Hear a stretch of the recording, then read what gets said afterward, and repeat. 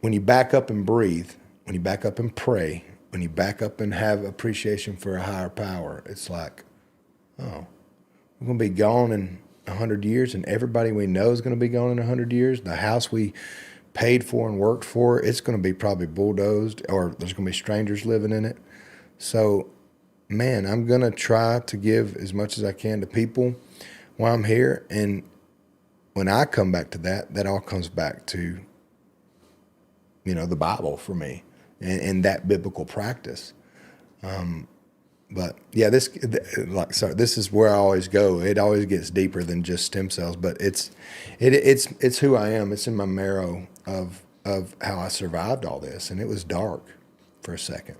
For me, like I don't have kids, I don't have a wife, so some days I'm like, this is it, like what, I have a lot of really good friends. Yeah. I am probably one of the most blessed people with the volume of high quality, caring friends.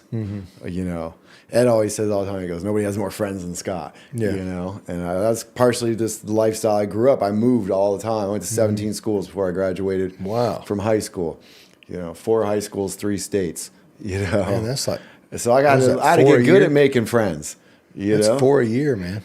But no, 4. I was just moved all the time. Yeah. So by the time I started school to the time I got out of high school. Yeah. And in multiple countries, which I didn't really like growing up, but it had its advantages, just like you're talking about, right? And just having something like that to fall back on. But those days when people, we have so many patients that, I get it, like that pain can put you into a dark place of wanting to give up. And it's been really great to be the solution for hundreds, if not 1,000 people through CPI and thousands of people through the cancer hospital for that. I've seen it.